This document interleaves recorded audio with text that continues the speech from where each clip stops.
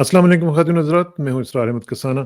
Important developments हैं और ख़ास तौर पे ये जो काज़ी साहब का जो फ़ैसला आया है, उसने अब पूरी दुनिया में, पूरे सिर्फ़ ना सिर्फ़ पाकिस्तान में बल्कि पूरी दुनिया से मुझे जो रिएक्शन नज़र आ रहा है, वो बड़ा ही ख़तरनाक रिएक्शन हो सकता है, अल्लाह ना करे।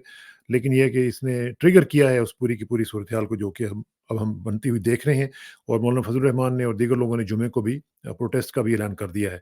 साथ-साथ हम देख रहे हैं कि गवर्नमेंट की फ़ॉर्मेशन जो हो रही है, उसमें भी खबरें मुख्तलिफ लोगों के नामों का भी अब ज़िक्र आ रहा है कि कौन-कौन से गवर्नर बनेंगे, कौन-कौन से मिनिस्ट्रीज़ जो हैं वो होंगी।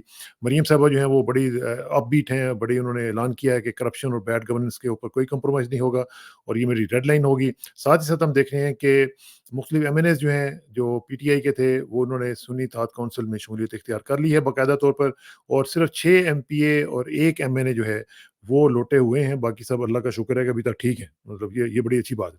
लेकिन सरप्राइज़िंगली पाकिस्तान में ट्विटर अभी तक बंद है और इंटरनेट भी स्लो है, लेकिन ट्विटर तो बिल्कुल बंद है और कभी खुलता है तो फिर आज आपने देख लिया कि सिंध के जो चीफ जस्टिस हैं, उन्होंने क्या कहा है। इसके बारे में तमाम उम्र पे गुफ्तगू करते हैं और हमें जॉइन कर रहे हैं लाहौर से सीनियर साहब जनाब सलमान आबिद साहब, उनसे पूछते हैं कि वो क्या कहते हैं इसमें।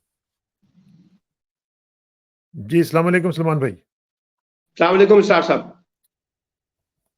सलमान भाई, ये जो मेरा ख्याल पहले ज़रा काज़ी साहब वाला जो मामला है, इसको ज़रा थोड़ा-सा टैकल कर लें कि ये जो सेटल्ड चीज़ें हैं, उनको छेड़ने की क्या ज़रूरत थी काज़ी साहब को और क्यों इन्होंने ये इस तरह का फ़ैसला दिया कि जिसके ऊपर तमाम जो अहलियान पाकिस्तान है, वो भी और जो ओवरसीज़ भी हैं, वो भी सारे कंसर्न्ड हो गए हैं कि यार ये क्या हो रहा है पाकिस्तान में, जो चीज़ें सेटल्ड हैं, उनको फिर से उखाड़ा जा रहा है और उनको फिर दोबारा टेक अप किया जा रहा है। जी, what is your take on it?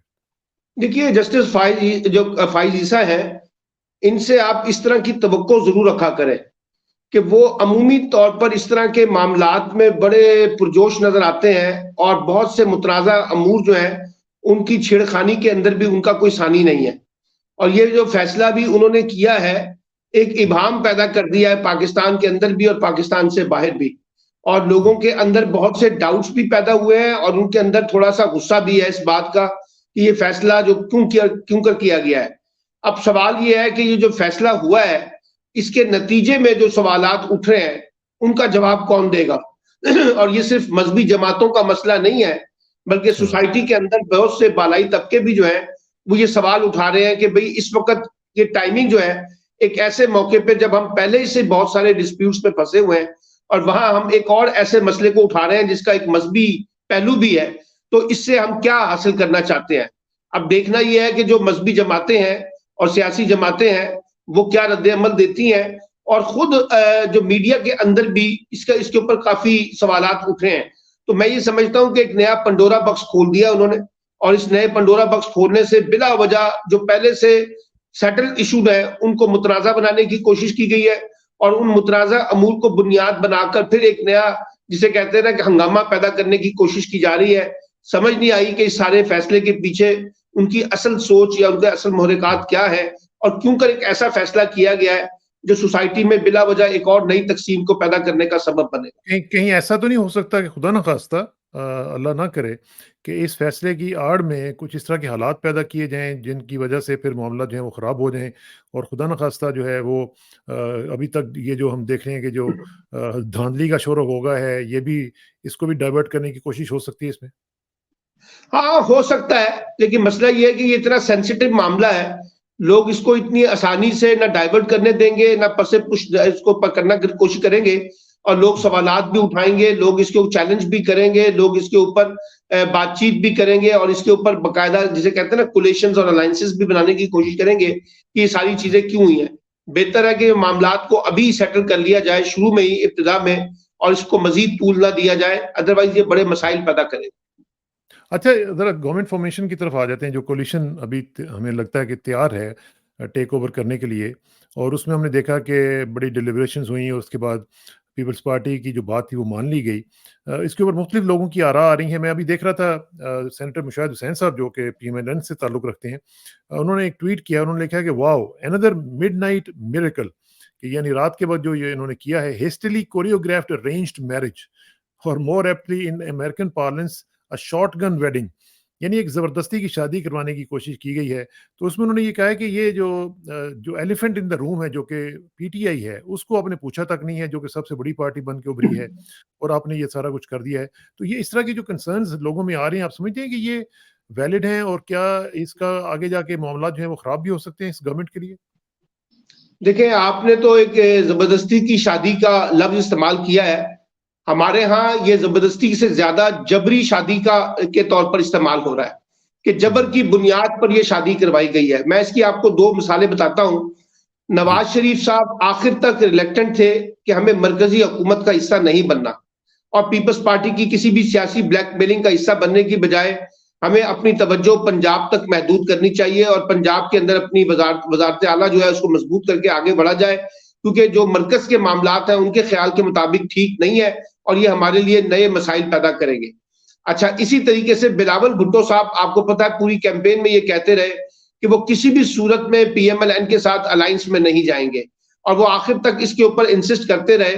लेकिन मैंने आपको कहा था कि जो जिन लोगों ने ये सारा बसात बिछाई है और जिन्होंने ये सारा दरबार सजाया है इमरान खान के खिलाफ, वो कैसे इन दोनों जमातों को उनके उनके स्क्रिप्ट से इनराफ करने देंगे। और ये इसलिए मैंने लफ्ज कहा है कि जबरी शादी हुई है, और दोनों को कहा गया है कि जनाब आपके पास कोई ऑप्शन नहीं है, मरकज में आपने हुकूमत बनानी है। और ये भी कहा गया था कि अगर नवाज शरीफ साहब रिलेक्टेंट हुए मरकज में हुकूमत बनाने के लिए, तो उनका खेल पंजाब में भी उलट दिया जाएगा। और इस धमकी की बुनियाद के ऊपर जो है वो फिर मरकज की हुकूमत का हिस्सा बने हैं, और एक कड़वी गोली नवाज शरीफ साहब ने डाइजेस्ट की है, क्योंकि ये उनकी ख्वाहिश के बरक्स हुआ है जो कुछ इस वक्त हो रहा है, एक बात। और पीपल्स पार्टी में भी बिलावल साहब की ख्वाहिश के बरक्स जरदारी साहब और एस्टैब्लिशमेंट के दरमियान जो मामलात थे उसको देखा गया है। तीसरी बात यह है कि पाकिस्तान में आप जिस मर्जी जब तबके से जाकर बात कर लें, वो ये कहते हैं कि जो ये हुकूमत बनने जा रही है ना सिर्फ ये जबरी बुनियादों पर बनाई जा रही है, बल्कि जाली मैंडेट की बुनियाद पर भी बनाई जा रही है। मैं कराची में 4 दिन गुजार कर आया हूं, और 3-4 दिन कराची में रहा हूं, फिर कुछ इस्लामाबाद के दोस्तों से, लाहौर के दोस्तों से बातचीत हुई है। सब इस बात पर मुत्तफिक है कि 40 से 50 के करीब सीटें जो है कम से कम पीटीआई की जो है ना वो उस पर डकैती हुई है बाकायदा। और मैं कराची के अंदर, कसाना साहब, जो मुख्तलिफ ड्राइवर हजरात हैं, मैं वहां पे ट्रैवल करता रहा, मुझे वो गाड़ियों के आना जाना था, तो मैं हर ड्राइवर से, चाहे वो रिक्शे का ड्राइवर था, चाहे वो गाड़ी का ड्राइवर था, और मुकामी लोग थे, उनसे पूछता रहा कि भाई ये कराची में क्या हुआ है। हर एक ने मुझे कहा कि 10 से 11 सीटें जो है वो पीटीआई की थी, 3 से 4 सीटें जमात इस्लामी की थी। और जिस तरीके से वो कहते हैं कि बल्कि यहां तक भी एक बंदे ने मुझे, कल एक रिक्शे ड्राइवर ने दिलचस्प बात बताई, उसने कहा कि एमकेएम के कैंडिडेट कम थे जो खड़े हुए थे, उनको सीटें ज्यादा दे दी गई है। यानी इस तरीके का ये जो जाली मैंडेट है, जिसको बुनियाद बनाकर आज हुकूमत की तश्कील की जा रही है, हुकूमती फॉर्मेशन, और इसमें अब आप एक देखिए जो खानदान है उसकी बालादस्ती भी नजर आ रही है। 2 फैमिलियां जो है पीपल्स पार्टी की और पीएमएलएन की, शरीफ और जरदारी फैमिली, वो आपको डोमिनेंट पूरे खेल के अंदर नजर आ रहे हैं। और वो कहते हैं ना कि एक सियासी बंटवारा होता है, ये बुनियादी तौर पर एक सियासी बंटवारे की एक जंग है, जिसके अंदर, और इस सियासी बंटवारे में फजलुर रहमान जरा महरूम हुए हैं, तो वो जरा नाला है, गुस्से में है। और ये भी मैं आपको बता दूं कि उनका गुस्सा भी उतर जाएगा अगर आप उनको केपीके और बलूचिस्तान की गवर्नरशिप दे दें, तो उनका मसला सेटल हो सकता है। क्योंकि वो भी आपने देखा ना, जरदारी साहब ने अपना, फजलुर रहमान ने नसीम जहरा को इंटरव्यू देते हुए कहा कि आप लोग जो है जरदारी साहब को मफामत का बादशाह कहते हैं। उन्होंने कहा वो मफामत के बादशाह नहीं है, वो मफादात के बड़े बादशाह हैं।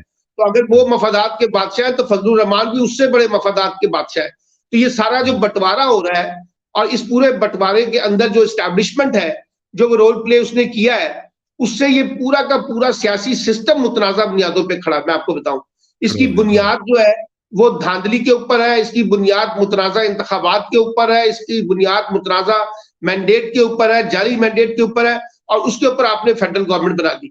और उसमें जो सबसे बड़ा दिलचस्प लतीफा ये हुआ, वो जो इश्तिहारात जारी किए गए, वजीर आजम नवाज शरीफ, नवाज को, पाकिस्तान को नवाज दो, वो सारा का सारा स्क्रिप्ट भी जो है ना नवाज शरीफ के खिलाफ भी इस्तेमाल हुआ। और वो हम शुरू में कहते रहे कि जनाब नवाज शरीफ साहब की शक्ल दिखाई जाएगी, बीच में से जो है वो शहबाज शरीफ साहब को निकाला जाएगा, क्योंकि वो लाडले हैं। और अभी आप देखिए ना, ये जो इकोनॉमिक एडवाइजरी काउंसिल है, इसको बाकायदा एक लेजिटिमाइज पोजीशन देनी है, इसको कॉन्स्टिट्यूशनल प्रोटेक्शन देना है, फिर अगले साल जाके किसी की एक्सटेंशन का मसला भी आना है। तो ये सारे सवालात ऐसे हैं जिसमें शहबाज शरीफ साहब सबसे ज्यादा सूटेड है और वो सूट करते थे इस पूरे सिस्टम के अंदर। अब सवाल ये है कि ये लेकर कैसे चलेंगे।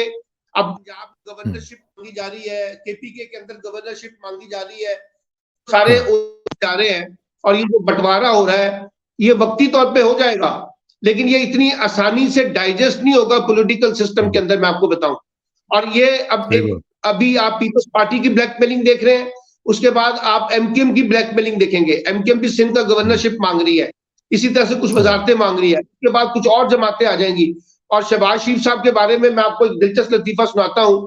हमारे एक जर्नलिस्ट दोस्त जो उनके बहुत करीब है, उन्होंने सुनाया कि जब वो 16 माह की हुकूमत करके वापस आए तो मैंने उनसे पूछा कि जनाब ये बताइए क्या था, तो उन्होंने कहा कि यार मुझे तो बहुत सी बातें पता ही नहीं चलती थी वो कैसे हो जाती थी, यानी मेरे हाथ पैर बंधे होते थे, अब मेरे ऊपर फैसले हो जाते थे कि जनाब ये फैसला हमने कर लिया है, बस अब आप इसके ऊपर स्टैंप कर दें। तो अब वो इसी तरह की स्टैंप करेंगे।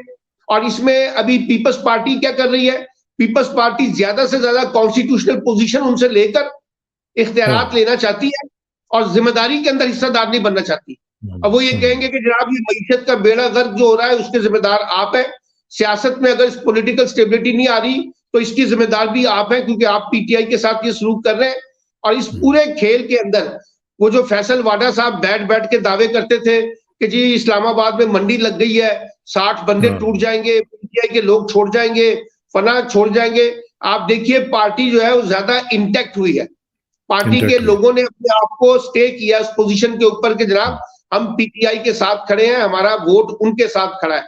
और कुछ लोग तो ऐसे थे, 2 एमपीए ने अपने नोटिफिकेशन जारी करने के लिए आईपीपी के साथ तस्वीरें बनाई, जैसे ही नोटिफिकेशन जारी हो गया साथ ही उन्होंने सुन्नी इत्तेहाद काउंसिल के साथ अपना सर्टिफिकेट भी जमा करा दिया। तो इसका मतलब है पार्टी बदस्तूर इंटैक्ट है और अब ये एक कमजोर हुकूमत होगी और एक बहुत बड़ी मजबूत अपोजिशन होगी जो पार्लियामेंट के अंदर भी मैटर करेगी और पार्लियामेंट से बाहर भी मैटर करेगी। तो ये मुझे लगता है कि ज्यादा प्रॉब्लम क्रिएट करेगा इस नए फॉर्मेशन को जो हुकूमत का लाने की कोशिश की जा रही है। और ख्याल ये किया जा रहा था कि इससे हम पॉलिटिकल स्टेबिलिटी और इकोनॉमिक स्टेबिलिटी की तरफ बढ़ेंगे। मुझे नहीं लगता, मुझे लगता है कि हम और ज्यादा पॉलिटिकली डिवाइड होंगे और ये जो पोलराइजेशन है इसने और ज्यादा तकसीम होकर पाकिस्तान के स्टेट क्राफ्ट को भी चैलेंज करना है। अच्छा, एक और चीज जरा देखें कि जिसने चैलेंज करना है मजीद प्रैक्टिकल लेवल पे वो तो पीटीआई है और उनका जो सरबराह है उसको आज 200 दिन हो चुके हुए हैं, उसकी डबल सेंचुरी मुकम्मल हो गई है जी, नॉट आउट है और अभी तक वो डटा हुआ है। और अभी उनकी जो पॉलिसी होगी या उनकी स्ट्रेटजी होगी वो क्या होगी, अब खास तौर पे जिस तरह ये गवर्नमेंट बनाएंगे और उनके बाद ये इनके मामला चलेंगे और फिर साथ साथ उनका धांधली का भी एक रोला होगा, वो भी साथ साथ चल रहा होगा। और बाय द वे जो फॉर्म 45 है उसका जिक्र करने पर सुने पाबंदी लगा दी गई है पाकिस्तानी मीडिया में और कहा जा रहा है कि इसका जिक्र नहीं करना, तो फिर ये स्ट्रेटजी बनेगी क्या? लेकिन ना वो हमारे दोस्त जो चौधरी गुलाम हुसैन है वो बहुत ज्यादा इंसिस्ट कर रहे थे फॉर्म 45 के ऊपर, तो वो आपने उनको वहां से प्रोग्राम से निकलवा दिया है मैनेजमेंट कमेटी से कह के, एक बात। दूसरी बात यह है कि बहस ये हो रही है कि इन इंतखाबात के ऊपर मुतनाज़ा पे बात ना की जाए, आगे बढ़ा जाए। तो भाई आगे कैसे बढ़ा जाए, पहले इस मुतनाज़ा डकैती का बारे में भी तो कोई बातचीत तय कर लेना कि ये सब कुछ कैसे हुआ है। और मैं सिंपल सी बात बता रहा हूँ, फॉर्म 45, फॉर्म 46, फॉर्म 47 और फॉर्म 49, इन 4 फॉर्मों के दरमियान जो बुनियादी कॉन्ट्रडिक्शन पैदा हुआ है ना जी, वो पैदा हुआ है कि 45 और 46 कुछ और कह रहा है, 47 एक ऐसा फॉर्म निकल कर आया है, पाकिस्तान की सियासत के अंदर लॉटरी निकली है जो ना 45 से मैच करता है ना 46 से मैच करता है। तो आप इसको चैलेंज कर रहे हैं कि भाई ये बता दीजिए कि अगर फॉर्म 45 की बुनियाद के ऊपर 47 ने मेंटेन होना था तो 47 जो बुनियाद का जो फॉर्म आया है वो 45 से मैच नहीं कर रहा, लेकिन उसमें कोई बातचीत करना नहीं चाहता। तो एक तो ये प्रॉब्लम है। दूसरी बात ये है, पीटीआई की अब स्ट्रेटेजी जो हमें समझ आई है, जो 2-4 दिनों के अंदर पिछले कुछ लोगों से बातचीत भी हुई है, उन्होंने 3 महाज के ऊपर अपना काम अब उन्होंने प्लान किया है। एक उनका महाज ये है कि ये जो 92 लोग हैं पार्लियामेंट के अंदर, हम इनके साथ और कुछ छोटी जमातों के 2-4 लोग जो हैं उनके साथ मिलकर पार्लिमानी सियासत में एक भरपूर किरदार अदा करेंगे, क्योंकि उनके पास 100 के करीब लोग हैं कौमी असम्बली में, 100-125 के करीब लोग हैं उनके पास पंजाब असम्बली में, और इसी तरीके से उनके पास जो सेनेट के अंदर कुछ लोग अभी मौजूद हैं। और वो ये कोशिश कर रहे हैं कि अगले हफ्ते जो है वो इंट्रा पार्टी इलेक्शन करवा कर इलेक्शन कमीशन की जो रिजर्वेशन है उसको दूर किया जाए और पार्टी का जो फुल स्टेटस है उसको भी बहाल कर दिया जाए। अब सिर्फ ये देखना है कि क्या ये जो सुन्नी इत्तेहाद कौंसिल वाली स्ट्रेटेजी अपनाई गई थी, इसके नतीजे में उनको मखसूस नशिस्तें अकलियतों की और औरतों की मिलती हैं या नहीं मिलती हैं, ये भी डिटरमिन करेगा। और उसके बाद उन्होंने कहा कि जितनी जमातें बाहर बैठ के इंतखाबी धांधली के ऊपर एहतजाज कर रही हैं, उनके साथ कोलिशंस बनाया जाए। वो रीजनल कोलिशंस हैं, महमूद खान अचकजई हैं, अख्तर मैंगल है, हजारा मूवमेंट वाले हैं, जीडीए वाले हैं, फंक्शनल लीग वाले हैं और जमात इस्लामी है। इनके साथ उन्होंने कहा कि मिलकर हम पार्लियामेंट के अंदर भी और पार्लियामेंट से बाहर भी बैठ के एहतजाज करेंगे। और तीसरी बात उन्होंने की है कि हम हुकूमत के ऊपर एक इतना बड़ा प्रेशर क्रिएट करेंगे जिसकी बुनियाद के ऊपर इनको हुकूमत करना जो है वो भी मुश्किल पेश आएगी। तो ये एक स्ट्रेटेजी उन्होंने बनाई हुई है। वैसे इरफान सिद्दीकी साहब ने भी इरफान जी सिद्दीकी साहब, जो आपने शायद इरफान सिद्दीकी साहब का आपने शायद इंटरव्यू सुना होगा बीबीसी का, उन्होंने कहा है कि असेंबली जो है वो टूट भी सकती है। नहीं, वो तो मैं आपको बता रहा हूं कि जिस तरीके से पीपल्स पार्टी इनको ब्लैकमेल करेगी, ये जबरी शादी है। अभी पीपल्स पार्टी की कोशिश ये है कि खामोशी से कुछ कॉन्स्टिट्यूशनल पोजीशन उनसे हासिल कर ली जाए, ईवान सदर में हमारा बंदा चला जाए, सेनेट के इंतखाबात हो जाए, स्पीकरशिप के मामला तय हो जाए, गवर्नर चारों लग जाए और हुकूमत के अंदर हिस्सा बन जाए। फिर आप देखिएगा यही पीपल्स पार्टी जो है अपना अपना रंग दिखाएगी इस पीएमएलएन के अंदर। और नवाज शरीफ साहब के अंदर ये परेशानी भी है। और अभी एक नया खेल आपको पंजाब की सियासत में नजर आएगा, जहां मरियम जो है वो ज्यादा डोमिनेट करने की कोशिश करेंगी ओवरऑल पॉलिटिक्स के ऊपर। तो वहां ये विद इन शरीफ फैमिली के दरमियान भी आपको वो कॉन्फ्लिक्ट जो है नजर आएंगे, क्योंकि मरियम जो है जितने अपना शहबाज शरीफ ग्रुप के जो लोग हैं उनके साथ ज्यादा कंफर्ट नहीं है। तो आपको ये भी तनाजा पंजाब की पॉलिटिक्स में भी देखने को मिलेगा। लेकिन सवाल सारा ये है कि ये जो जितना भी स्क्रिप्ट सजाया गया था, उस स्क्रिप्ट को अवामी मैंडेट ने तो रोक दिया, लेकिन आपने अवामी राय जो है उसको तस्लीम नहीं किया। आपने अपनी अवामी राय के मुकाबले में अपनी राय जो है वो पूरे सिस्टम पे बालादस्त की है और अक्सरियती जमात को अकलियत में और अकलियती जमात को अक्सरियत में तब्दील करने का जो खेल खेला है, मैं नहीं समझता कि ये पाकिस्तान की सियासत को और जमहूरियत को आगे लेके चलेगा। ये ज्यादा डिवाइड करेगा पाकिस्तान की पॉलिटिक्स को। और ये भी मैं आपको बता दूं, ये जो खेल खेला जा रहा है इसमें पीएमएलएन सबसे ज्यादा घाटे के सौदे में जा रही है। और सब लोग अभी लिख रहे हैं कि पीएमएलएन ऐसा लगता है कि बस ये उसका आखिरी इलेक्शन है, इसके बाद उसकी पोजीशन और ज्यादा वर्स्ट हो जाएगी, क्योंकि यही शहबाज शरीफ साहब थे ना जी, जिन्होंने 18 महीने में जो काम किया है वही आप आगे लगा लें। इनसे क्या तवक्को है कि आप कुछ बड़ा काम करेंगे। तो पीपल्स पार्टी को ये इस बात का एहसास है कि अगर हम भी इस हुकूमत के अंदर मुकम्मल शेयर करेंगे, जिम्मेदारी देंगे, तो हमारे साथ भी एक रद्द-ए-अमल आएगा हमारे वोटरों के अंदर कि आप भी कुछ नहीं कर सके। तो ये एक लड़ाई चलेगी और इसमें देखिए अब क्या होता है।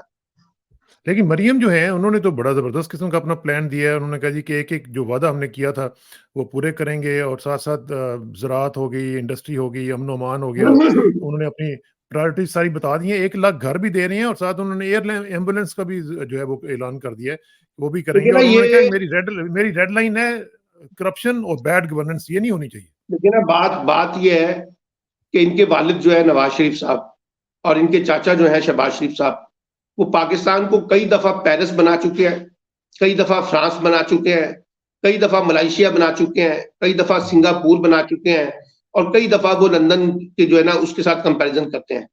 ये बातें हमने पिछले 30-35 साल की सियासत में शरीफ फैमिली की सुनी हुई है। ये हमारे लिए कोई नई बात नहीं है जो मरियम सुना रही है।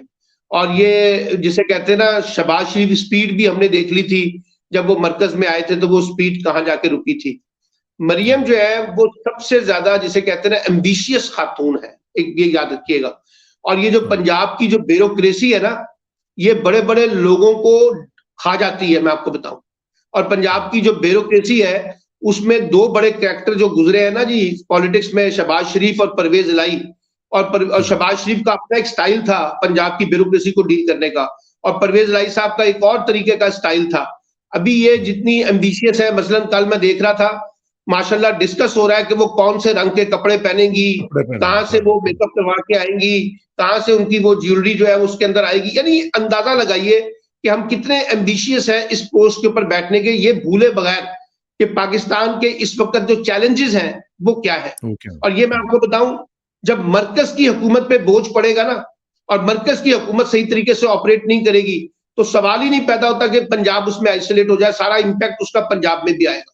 तो ये जो कोई अपना आइसलैंड में हुकूमत नहीं होगी पंजाब की कि पंजाब को डिस्कनेक्ट होगा मरकज के साथ, एक बात। फिर जो पंजाब की ब्यूरोक्रेसी है वो शहबाज शरीफ साहब की तरफ देख रही होगी, आप में से लिखवा लें।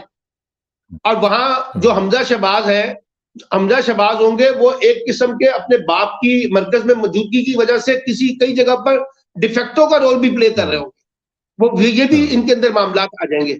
और ये मरियम की जो टीम है, अगर आप जरा अंदाजा लगाइए ना, जो उनके इर्द गिर्द लोग हैं, 5-7 लोगों का जो उनका ग्रुप है, उससे आप अंदाजा लगा लीजिए उसमें कितनी हिकमत और कितना फहमो फरासत आगे चलेगा। अभी तो हम उस्मान बुजदार का रोना रोते रहे ना, तो अब देख लेते हैं कि मरियम नवाज के आने से पंजाब के अंदर क्या तब्दीली आएगी। ये 1 लाख नौकरियां या 1 करोड़ नौकरियां या 1 करोड़ घर, बुनियादी मसले मैं आपको बता देता हूं 5 है। आप बिजली की कीमतों में कितनी कमी करेंगे, आप गैस की कीमतों में कितनी कमी करेंगे, आप पेट्रोल और डीजल की कीमतों में कितनी कमी करेंगे, आप ये जो महंगाई है इसको कितना रेगुलेट करेंगे, और आप लोगों को सोशल जस्टिस किस तरह से देंगे, आप जो है नई अपॉर्चुनिटीज, इकोनॉमिक अपॉर्चुनिटीज किस तरह से क्रिएट करेंगे। ये है लोगों के मसले। लोगों के मसले वो नहीं है जो हमारे हुक्मरान हमें बताते हैं कि हम आएंगे तो ये इनकलाब आ जाएगा, तो ये इनकलाब आ जाएगा, तो ये इनकलाब आ जाएगा।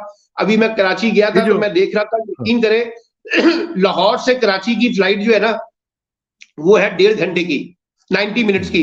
आप कराची एयरपोर्ट से सदर की तरफ आ जाए तो आपको 2-2.5 घंटे लगते हैं। यानी जो कराची के मेगा सिटीज के इश्यूज है उसको तो हम रिजॉल्व नहीं कर पा रहे, और पाकिस्तान के जो मेगा सिटीज है, तो मुझे लगता है कि अभी बहुत सी खुशनुमा बातें हैं। और अभी सबसे बड़ी बात ये आपको पता चलेगी कि जो नई काउंसिल बनी है ना इकोनॉमिक किस्म की, इसके बाद वजीर आजम और वज़ीर आला बेचारे कितने बाख्तियार होंगे, उसके ऊपर भी क्वेश्चन मार्क उनके।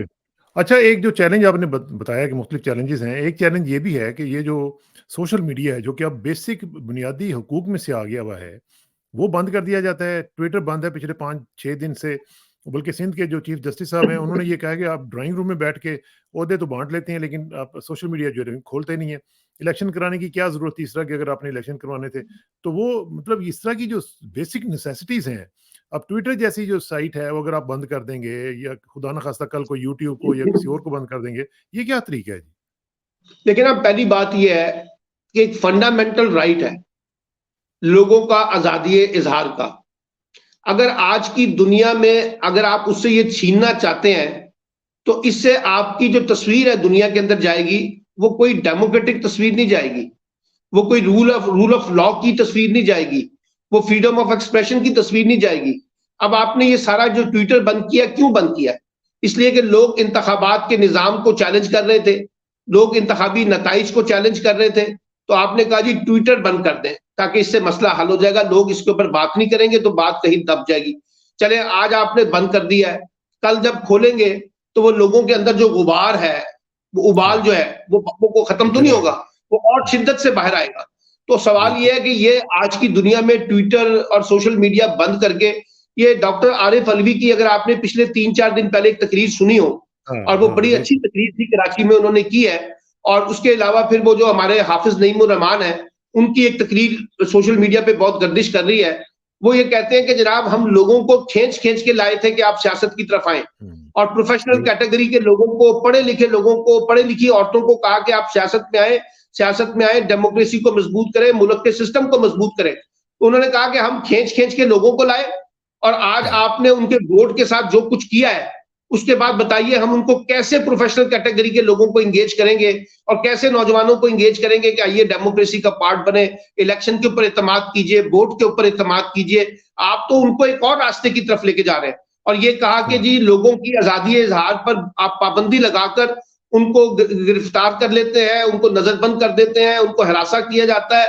ये सारा खेल जो खेल रहे हैं, ये दुनिया हमें देख रही है। किसाना साहब आप बाहर बैठे हुए हैं ना, आप हमें देख रहे हैं कि पाकिस्तान का ऑपरेटिव मॉडल किस तरह से चल रहा है। ये जो अभी एक रीसेंट रिपोर्ट आई है जिसमें पाकिस्तान का डेमोक्रेटिक इंडेक्स जो है उसकी डिक्लाइनिंग का रोना रोया गया है, और कहा गया है कि पाकिस्तान के अंदर एक आमराना स्टाइल के साथ जिस तरह से निजाम चलाया जा रहा है, ये सवालिया निशान है पाकिस्तान की मुस्तकबिल की जमहूरियत के हवाले से, पाकिस्तान की मुस्तकबिल की यूथ के हवाले से। अब आप देखिए ना, आपने यूथ का मैंडेट तस्लीम नहीं किया, आपने उस एतमाद को ठेस पहुंचाई है कि जी अगर वोट के जरिए लोग तब्दीली लाना चाहते हैं तो लाएं, हम उनको वेलकम करेंगे। आपने कहा नहीं, हम वेलकम नहीं करेंगे, क्योंकि हमने पहले से तय कर लिया था कि हमने किसकी हुकूमत बनानी है और किसकी हुकूमत नहीं बनानी है। और मुझे तो बड़ी अफसोस होगा कि ये हुकूमत जो बनने जा रही है, जिसके माथे के ऊपर लिखा हुआ है कि ये जाली मैंडेट की बुनियाद पर आई है, आप उसको लेजिटिमाइज कर रहे हैं, उसको लीगलाइज कर रहे हैं, उसको पॉलिटिसाइज करके कहते हैं कि जनाब ये है हमारा डेमोक्रेटिक मॉडल, जो सियासी बंटवारा हमने किया है उसी सियासी बंटवारे की बुनियाद पर निजाम चलेगा। आप चला लें, आप 6 महीने और चलाएंगे, आप साल और चलाएंगे, आप 1.5 साल और चलाएंगे, इसके बतन में से क्या निकालेंगे आप मुझे बताइए। आप इसके अंदर से कोई पॉलिटिकल स्टेबिलिटी निकालेंगे? आप इसके अंदर से क्या इकोनॉमिक स्टेबिलिटी निकालेंगे? क्या इसके नतीजे में पाकिस्तान के इदारे मुस्तहकम हो जाएंगे? क्या इसके नतीजे में पाकिस्तान में सिक्योरिटी के इश्यूज रिजॉल्व हो जाएंगे? क्या इसके नतीजे में ये जो आपको लगता है कि डिजिटलाइजेशन का एक भूत आपके ऊपर आ गया, खड़ा हो गया है और लोग अपनी अपनी सवालात करके आपके निजाम को चैलेंज कर रहे हैं, क्या ये खत्म हो जाएगा? नहीं खत्म होगा सर। ये और ज्यादा लोगों के अंदर डिवाइड कर रहा है चीजों को कि हमारा रियासती निजाम, हमारा हुकूमती निजाम किस तरीके से चलाया जाएगा। और आप देखिएगा कुछ अरसे के बाद आपको ये सिविल मिलिट्री डेफिसिट्स और ज्यादा नजर आने शुरू हो जाएंगे। और ये वॉइसेस जो है, जो महमूद खान अचकजई उठा रहा है, जो अपना सरदार अख्तर मेंगल उठा रहे हैं, जो पीर पगाड़ा साहब उठा रहे हैं, जो पाकिस्तान तरीके इंसाफ उठा रही है, हाफिज नईमुर रहमान साहब जो है मुस्तकबिल के अमीर जमात इस्लामी है, वो जो सवालात उठा रहे हैं, ये जाहिर करता है कि अगले चंद अरसे में आपको पाकिस्तान की पॉलिटिक्स का जो रंग है वो डिफरेंट नजर आएगा। ये रवायती सियासत नहीं होगी, ये भूल जाएं। रवायती सियासत का जनाजा निकाला है 8 फरवरी को लोगों ने वोट देकर। आपने उसे तस्लीम नहीं किया, आपने उसे तस्लीम नहीं किया क्योंकि आपके पास ताकत है। लेकिन जैसे ही इस रवायती सियासत ने आगे बढ़ना है, इसने और ज्यादा चैलेंज होना है, इसने और ज्यादा कंट्रोवर्शियल होना है। ना इसके नतीजे में डिलीवरी होगी, ना इसके नतीजे में एफिशिएंसी आएगी, ना इसके नतीजे में बाहर की दुनिया आपके ऊपर यकीन करेगी। ये बात याद रखिएगा कि जो हमें बहुत सी होप है ना कि शायद इस हुकूमत की फॉर्मेशन के बाद दुनिया भागे भागे हमारे पास आएगी, मईशत का अपना कशकोल लेकर, और कहेगी कि जनाब ये पकड़े पैसा, हम तो आपके पीछे पीछे भाग रहे हैं। ये सब चीजें नहीं होंगी, क्योंकि दुनिया का जो इंटेलिजेंसिया है वो भी देख रहा है कि पाकिस्तान के अंदर किस तरीके से ऑपरेटिव मॉडल चलाया जा रहा है। और मैं समझता हूं, और मैं ये समझता हूं कि पीटीआई ने एक बात शायद रियलाइज की है और उसकी रिफ्लेक्शन आ रही है कि अब हमें बहुत ज्यादा टकराव पैदा करने की बजाय विद इन द सिस्टम रहकर चीजों को और ज्यादा एक्सपोज करना है और उसको चैलेंज करना है। यही मेरा ख्याल है इस वक्त की एक बेस्ट स्ट्रेटेजी होगी कि इसको ज्यादा से ज्यादा पॉलिटिसाइज किया जाए और बताया जाए कि ये जो हुकूमत बनी है इसकी बेस के अंदर कितनी ज्यादा ट्रांसपेरेंसी है और कितनी ज्यादा बददियानती है। बिल्कुल ठीक है, यही मेरा ख्याल है कि पॉलिसी होनी चाहिए। सलमान भाई आपका बहुत बहुत शुक्रिया, इंशाल्लाह जल्दी मुलाकात होगी जी। Thank you very much for your time. Thank you.